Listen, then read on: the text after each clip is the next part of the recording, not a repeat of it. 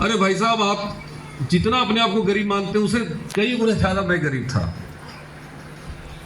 मेरे पिताजी ने एक अच्छा काम किया कि हम सारे भाई बहन को पढ़ाया लिखाया, खेती में इन्वॉल्व नहीं कराया, काम नहीं कराया खेतों में। गांव के लोग बाबूजी की बड़ी हंसी उड़ाते थे, कहते थे अरे नौकरी लगेगा ना, पढ़ लिख के क्या करेगा, खेती करो। पढ़ लिख जाएगा तो खेती भी नहीं करेगा।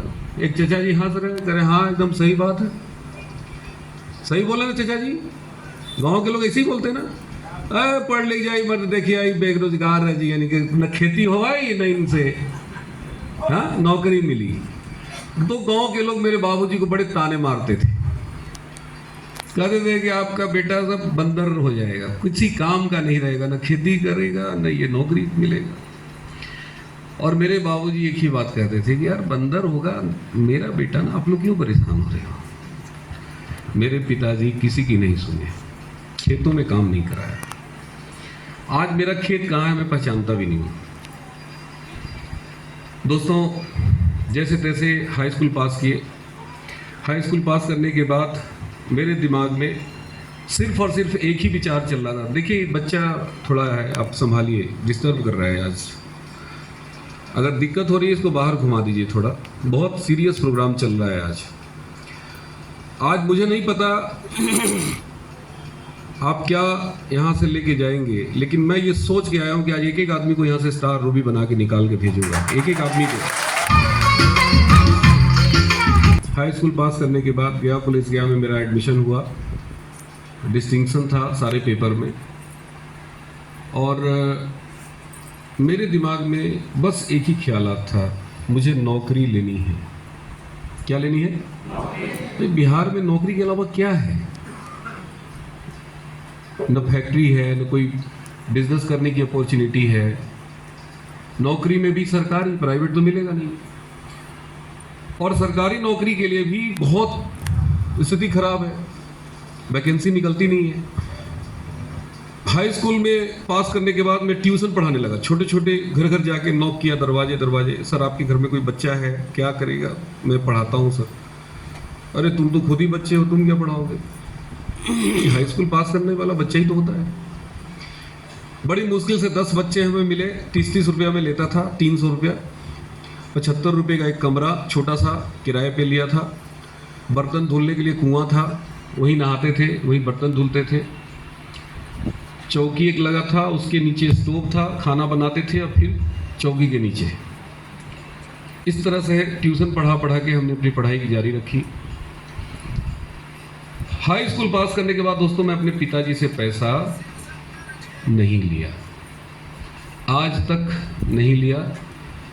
और आपको मैं बताऊं कि मैंने पिताजी को पैसे कितने दिए, अगर जोड़ूंगा तो करोड़ पार कर जाएगा।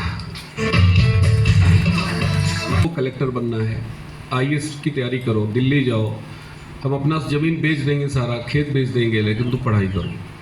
पढ़ाई में ठीक ठाक थे, अच्छा मार्क्स लाते थे, बिना ट्यूशन के, बिना, क्योंकि पढ़ने के अलावा कोई विकल्प ही नहीं था। लेकिन मैं जानता था, पिताजी से बताया बाबूजी IAS बनना बहुत मुश्किल काम है, उसके लिए बचपन से वैसे माहौल में रखना पड़ता है। हम लोगों को वो माहौल नहीं मिला है। IAS बनने के चक्कर में छोटा मोटा नौकरी भी नहीं मिल पाएगा।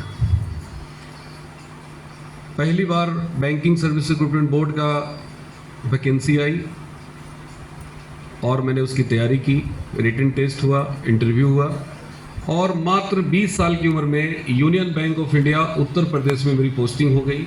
और मैं वहाँ क्या करने लगा? नौकरी, जॉब।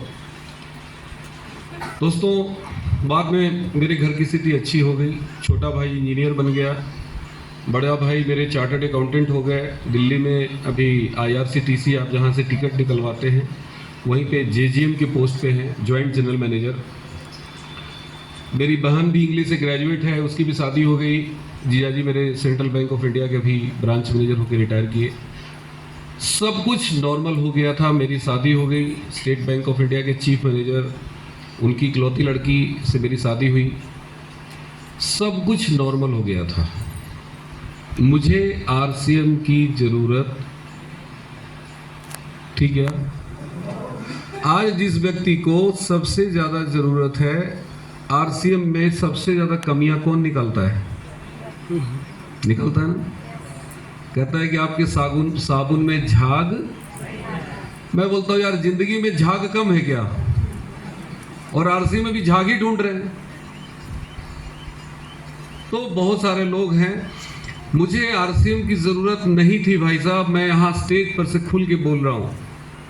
आज मैं यूनियन बैंक में सीनियर मैनेजर होता, महीने की मेरी सैलरी कम से कम 1.5 लाख रुपया होती।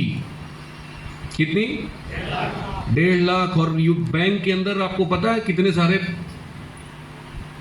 अलाउंसेज और कितने प्रेफरेंस मिलते हैं, आपको पता है? बैंक के अंदर अगर कार हमने खरीदा तो सिंपल रेट ऑफ इंटरेस्ट, बहुत कम ब्याज पर बैंक देती है मकान बनाने के लिए। कितना पैसा देती है पता है? 1 करोड़ रुपया देती है। कार खरीदने के लिए पैसा देती है, कार में पेट्रोल भरवाने के पैसे देती है। कितना देती है? 100 लीटर 150 लीटर महीने का मिलता है पेट्रोल भरवाने के पैसे।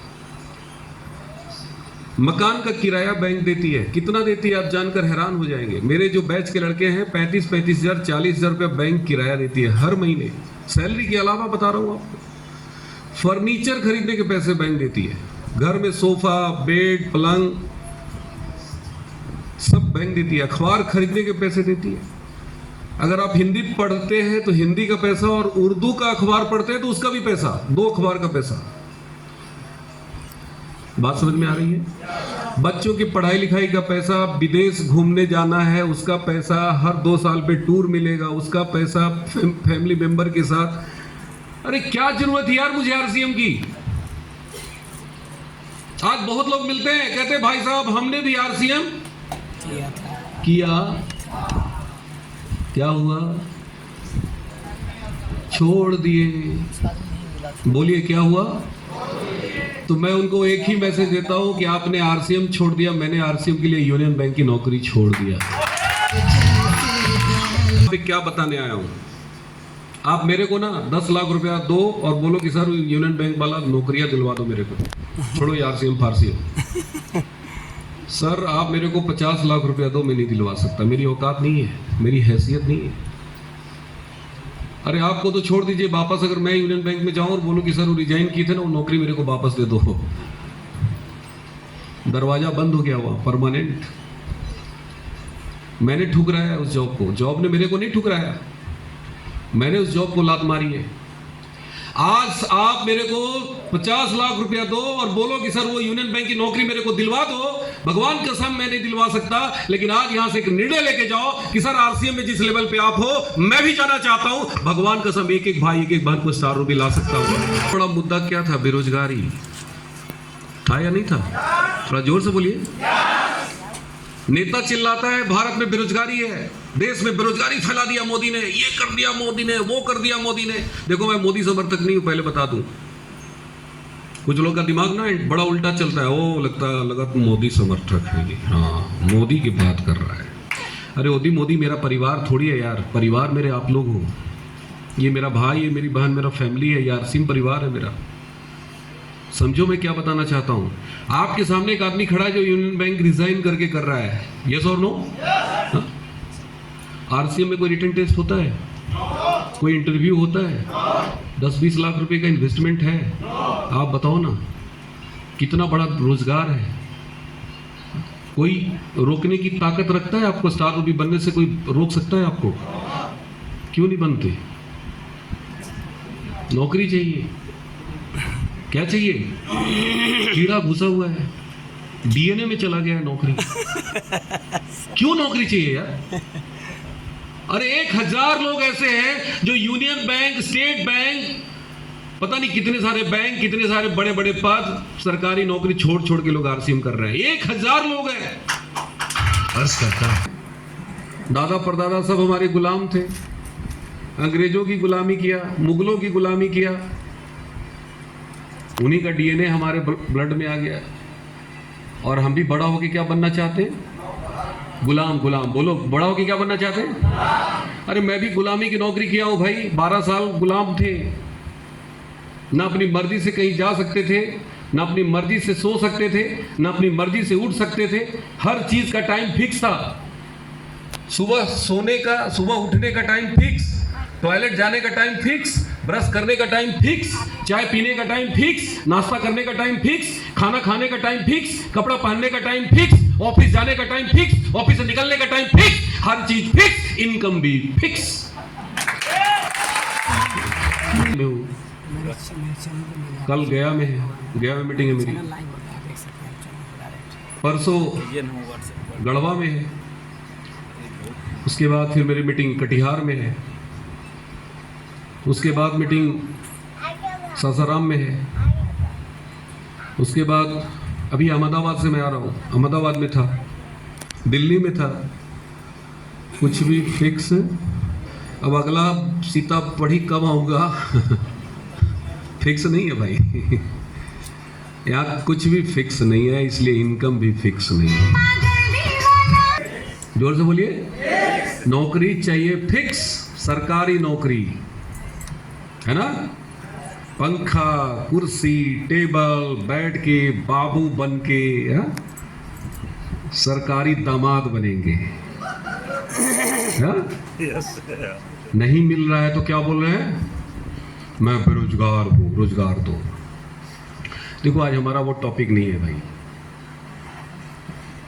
मेरे भाई, मेरे दोस्त, ये काम जो बिना मेहनत के, बिना पढ़ाई किए हुए, बिना कंपटीशन दिए हुए आपको जो मिल रहा है ना, आप इसकी कीमत नहीं समझ पा रहे हैं। आप इसकी कीमत, आज से 18 साल पहले इसी तरह की मीटिंग में मैं भी आया था, और यहाँ आता कोई नहीं है, सबको जबरदस्ती, हमें भी किडनैप करके लाया गया था, और मेरा किडनैपर मेरा छोटा भाई। यहाँ अपने सगे लोग ही किडनैप करते हैं। मुझे पता है यहाँ आधे से ज़्यादा लोग आज अपनी मर्जी से नहीं आए, कोई ना कोई उनको पकड़ के लाया है। यस और नो, हाथ खड़ा करिए। जबरदस्ती कितने लोग आए हैं? देखिए सब हाथ बेचारे खड़ा कर रहे हैं। कुछ लोग ऐसे ऐसे कर रहे हैं। क्यों कर रहे हैं पता है? किडनैपर बगल में बैठा है, कर रहे हैं, अब आ ही गए हैं, देख लेगा, छोड़ो यार, झेल लेते हैं।